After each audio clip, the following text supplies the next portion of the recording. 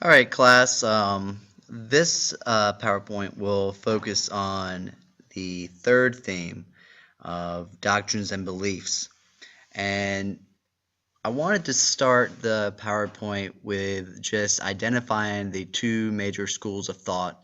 Um, Theravada Buddhism, or the Way of the Elders. This is the original form, the more conservative form.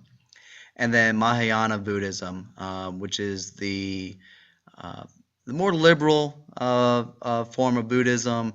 Definitely has a greater number of followers. And you also see some various offshoots of Mahayana Buddhism. Um, Shan Buddhism in China, Zen and Pure Land Buddhism in Japan. You have, you could say, Vajrayana Buddhism in Tibet as well. Um, but we're going to try to continuously point out differences between these, and a lot of those are also in the other PowerPoint slide. But a couple of questions here that I want to talk about. A couple of things I want to talk about dealing with the different schools of thought. First of all, why did the split happen? And usually, it happens over, or the divide happened over a disagreement of questions that have always divided people. And there's usually, or Hudson Smith has outlined three questions that divide people. Number one, there is a question of whether people are independent or interdependent. Um, the Theravada Buddhists would say that people are independent, and Mahayana Buddhism claims that people are interdependent. The second question concerns the relation in which human beings stand, not this time to their fellows, but to the universe. Is the universe friendly or helpful on the whole towards creatures, or is it indifferent, if not hostile? And then the third question that divides people would be, what is the best part of the human self, its head or its heart? And when I'm asking that question, let's go ahead and just for a moment put aside that whole idea of anatta or no self, and we'll come back to that. But I wanted to use that question to highlight the differences, as far as the approach to nirvana between Theravada Buddhism and Mahayana Buddhism. So these were the questions that divided early Buddhists. On one hand, you have one group saying, "Be a lamp unto yourselves, work out your salvation with diligence." Um, Whatever progress those in this group will make will be the fruit of wisdom, insight into the cause of suffering as gained through meditation. And then the other group says compassion is the more important feature of enlightenment. To seek it by yourself or to seek it by oneself and for oneself is a contradiction in terms. You want to be more focused on, compassion for all, and to seek enlightenment for everyone, for humanity as a whole, and not just for oneself. Um, One group says Buddhism is a full-time job. Those who want nirvana would have to give up the world and become monks. This would be more of a Theravada or Theravadin approach. And the other group says a lay person, the laity and the professional, could get there. So when we're looking at the two major divisions of Buddhist religion, the Theravada and the Mahayana, there is definitely a differ there according to where the emphasis is placed in the life of the Buddha. Um, Theravada being the conservative branch of Buddhism, their devotees focus on the life of the monk Buddha. Thus, they favor imitating the Buddha in a monastic style of life. They follow the one who worked out his own salvation through right aspiration and meditation.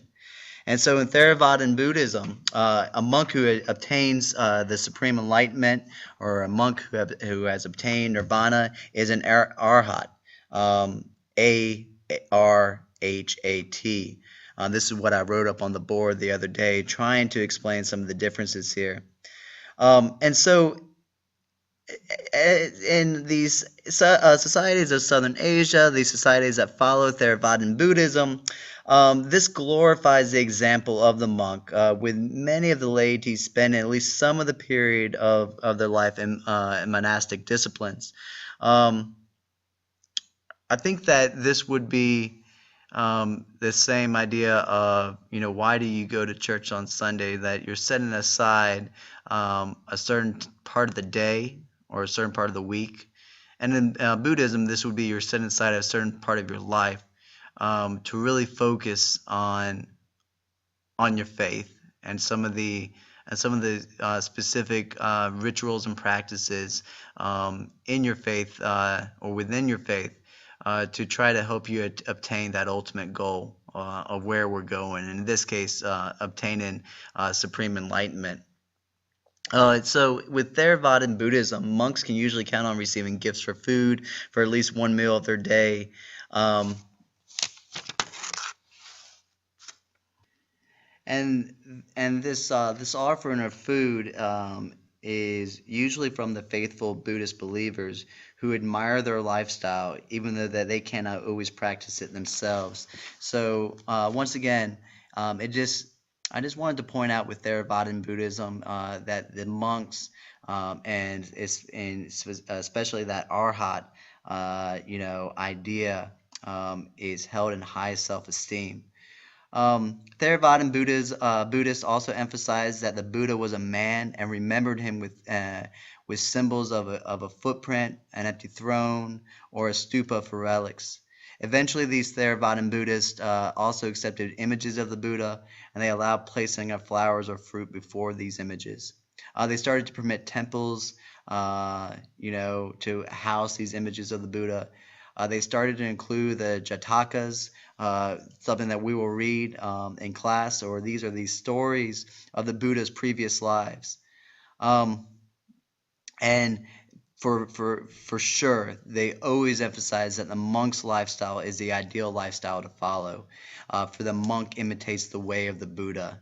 And so that in Theravadan Buddhism, salvation is through a dedicated and regimented lifestyle of self-effort rather than the intervention of heavenly beings or those bodhisattvas that Mahayana Buddhists, believe help them in their spiritual journey.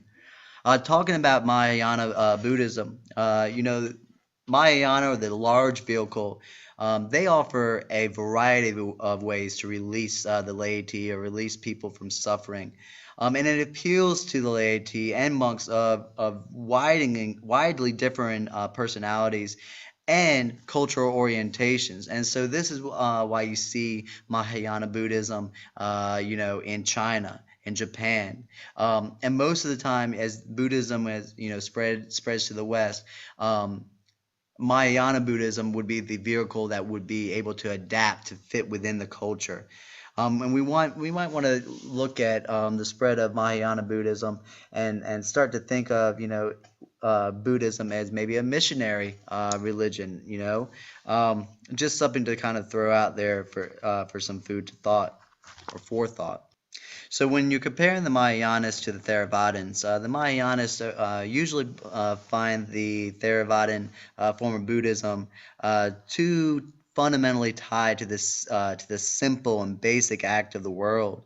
They see that the Theravadin Buddhists are a group of literalists who are compulsively bound to imitating just one aspect of the Buddha's life. On the contrary, on the flip side, the Mahayana Buddhists think of themselves as having risen above such simple or pedestrian concepts, and they're seeking or they're adhering to the finer and higher levels of teaching, either revealed by the Buddha or alluded to by the Buddha. And so, Mahayana Buddhists believe or they claim that Siddhartha pointed them towards these far more beautiful truths than he ever discussed in details for his first disciples. And so Mahayana Buddhists identify with these advanced insights of the Buddha. And they believe that he communicated to those disciples who were then capable of receiving this higher knowledge.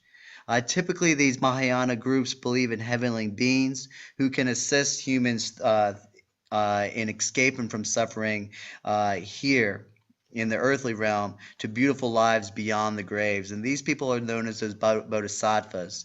And I talked about bodhisattvas recently the other day, but bodhisattvas are these beings who, although they qualified for nirvana, they reached that supreme enlightenment, they remained, outside to assist humans in need.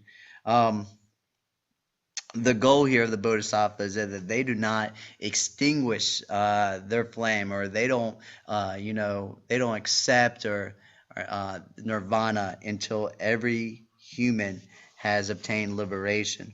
Um, so to continue on in these differences between Theravada and Mahayana Buddhist, when we're looking at the core Buddhist doctrines and beliefs, where do they come from? Who gives it authority? In Theravada Buddhism, sticking with that consistent theme of imitating the Buddha. These core doctrines and beliefs come from Siddhartha Gautama. And that's also translated in the text, the sacred text that the Theravadan Buddhists really accept as teachings, or as the words of the Buddha. They only see the Tripitaka, or the Pali Canon, the three baskets. You might hear this be called any one of those names. That is a sacred text that is accepted by the Theravadan Buddhist. Mahayana Buddhism, it opens it up. So you have these core doctrines and beliefs come from the Buddha, the historical Buddha, that is, and then other prominent bodhisattvas that come later. And so this is why you see a much larger realm of sacred texts being accepted by the Mahayana Buddhist. We looked at, for instance, some of the selections from the Lotus Sutra, from the past theme, and that is one of those examples of how the widening of resources that the followers can seek out to help them on their journey. Looking at the cosmogony and the cosmology of Buddhism, the Buddhists believe that the universe always appears and reappears. There's no clear beginning or ending, no creator. When we're looking at this cycle of samsara or rebirth, once again, to point out a difference, in Theravada Buddhism, they believe that there's actually 31 planes of existence where samsara takes place, in 31 planes of existence where samsara takes place in 3 realms. So basically, it's saying that if your actions or your karma, if it's been directed by a purified conscience, you've lived a really, really good life, you will manifest in a higher plane or a higher realm. If you have kind of a mixed type, of thought, action, and speech, then you will come back in an intermediate sphere, one of the middle planes of existence. And then finally, and probably obviously, if you have lived a quote-unquote bad life, your mental, physical, and vocal actions manifested into bad thoughts, bad actions, bad speech, you're going to be in one of those lower realms of existence. In Mahayana Buddhism, you see Buddhas in other Pure Land realms, and that can be accessed through meditation. And when we look at the circle of life, you'll see those other Buddhas, present in those realms, and each of them are holding something or some sort of object there that would help these people in this realm overcome the reason why they're there. Some statements of belief that we will talk about in the next video. The 3 jewels, Four Noble Truths, the Noble Eightfold Path, the Five Precepts of Existence, or aggregates of existence according to Theravada and Mahayana Buddhism. The three marks of existence, this is no soul, this is, dukkha and impermanence. The skandhas and the chain of dependent origination. So when we talk about anatta and when we were struggling with the idea of what carries over, we want to focus on the skandhas. And when we talk about the wheel of life, we want to look at what drives this wheel of life in the three poisons.